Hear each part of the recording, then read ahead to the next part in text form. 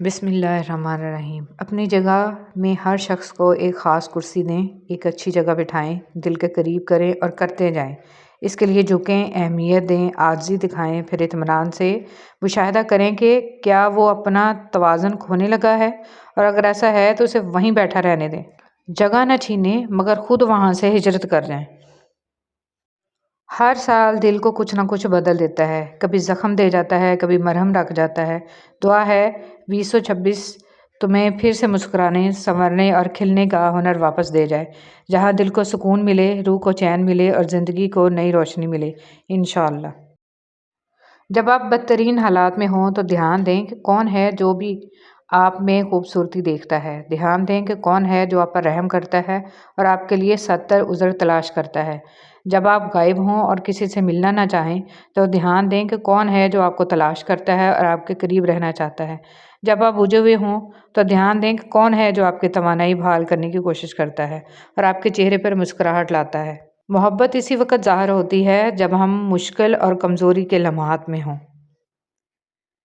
تھانوں میں رحم نہیں رہا، سکولوں میں تعلیم نہیں رہی، عدالتوں میں انصاف نہیں رہا، دلوں میں ایمان نہیں رہا، رشتوں میں احساس نہیں رہا، خون میں وفا نہیں رہی، نصیحت میں اثر نہیں رہا۔ اللہ پاک ہمارے حال پر رحم فرمائے، آمین۔ ایک پینٹر کو ایک کشتی پر رنگ کرنے کا ٹھیکہ ملا۔ کام کے دوران اسے کشتی میں ایک سوراخ نظر آیا اور اس نے اس سوراخ کو بھی مرمت کر دیا۔ پینٹنگ مکمل کر کے شام کو اس نے کشتی کے مالک سے اپنی اجرت لی اور گھر چلا گیا۔ 2 دن بعد کشتی والے نے اسے پھر بلایا اور ایک خطی رقم کا چیک دیا۔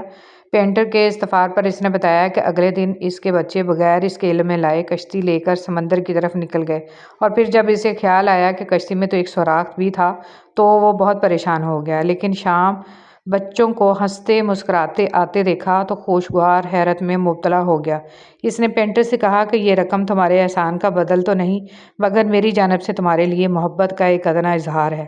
آپ کی زندگی میں بھی بہت سے ایسے چھوٹے چھوٹے کام آئیں گے جو آپ کے کام نہیں، مگر وہ کام بھی کرتے جائیے۔ نیکی کبھی رائیگاں گاہ نہیں جاتی، کسی نہ کسی کی زندگی بچاتی ہے، کسی نہ کسی کی خوشیوں کا باعث بنتی ہے۔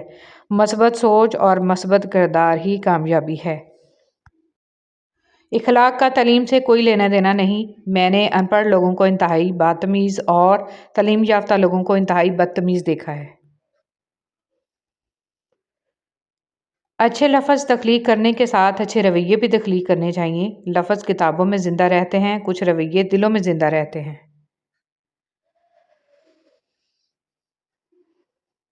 ہمیں اپنی باری پر سب چاہیے ہوتا ہے، محبت بھی، عزت بھی، نیک نامی کا چرچا بھی، اہمیت بھی، لیکن دوسروں کو ہم نصیحت کر رہے ہوتے ہیں کہ بھئی تم ان سب چیزوں کے بغیر ایسے گزارا کرو جیسے کہ تم ان سب لوازمات سے مبرہ ہو۔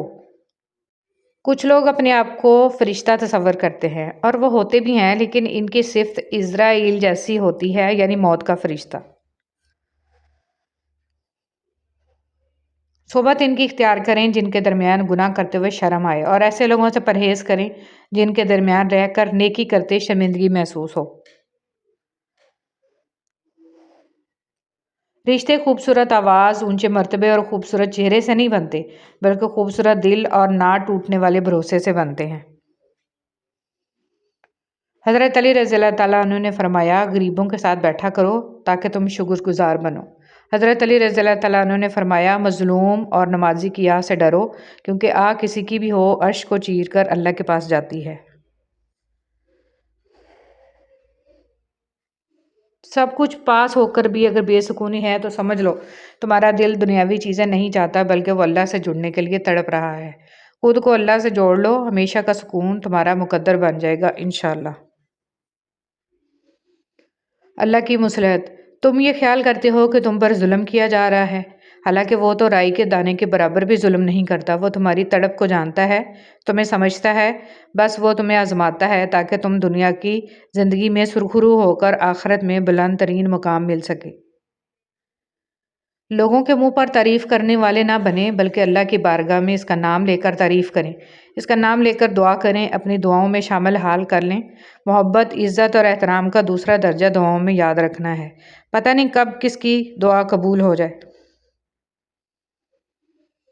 سب سے قیمتی ہدیہ، کسی کو کچھ دینا ہی ہدیہ نہیں ہوتا، بلکہ کسی پر غصہ آ جائے تو اس کا اظہار نہ کرنا، اور کسی کے راز معلوم ہو تو انہیں چھپانا، کسی کو معاف کرنا بہت مشکل ہو تو اسے معاف کر دینا، کسی کی عزت کو تار تار کرنے سے اپنی زبان کو بچانا بھی ہدیہ ہی ہے۔ اللہ تعالیٰ کو اونچے بول اور کسی کی تحقیر و تذلیل نہیں پسند، اس لیے اپنی زبان اور نفس کو لگام دو اس سے پہلے کہ وہ تمہیں لگام دے۔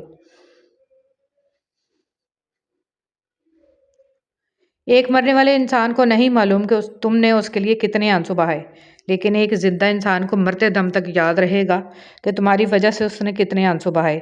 جو بھی رشتے پاس ہیں خدا را ان کی قدر کیجیے۔ الفاظ، انسان کے الفاظ سب کچھ ہوتے ہیں، دل جیت بھی لیتے ہیں اور دل چیر بھی دیتے ہیں۔ دنیا کے ہر شخص سے مقابلہ کرو، مگر جب مقابلہ استاد یا والدین سے ہو تو پیچھے ہٹ جاؤ، کیونکہ ہار تمہارا مقدر ہوگی، یہی قانون فطرت ہے۔ جو کر نہیں سکتے اس کا شور نہ مچائیں، خالی دعوے عزت نہیں بناتے، خاموش محنت کر کے قابلیت دکھائیں۔ جب ضرورت ہو تب ایک جملہ کافی ہوگا، ورنہ شور خود کمزوری بتا دیتا ہے، آواز نہیں کارکردگی گرجے۔ جنازوں میں دوڑ کر شامل ہونے سے کہیں زیادہ بہتر ہے کہ زندگی کے مشکل وقتوں میں زندہ لوگوں کا سہارا بنیں۔ عبداللہ بن مبارک رحمۃ اللہ علیہ سے پوچھا گیا، آپ کب تک طالب علم بن کر رہیں گے؟ فرمایا، امید ہے آپ زندگی کی آخری سانس تک مجھے اسی راستے پر چلتا دیکھیں گے، بھلا جس کے لیے ہر چیز دعائے مغفرت کرتی ہو وہ راستہ بھی چھوڑا جا سکتا ہے۔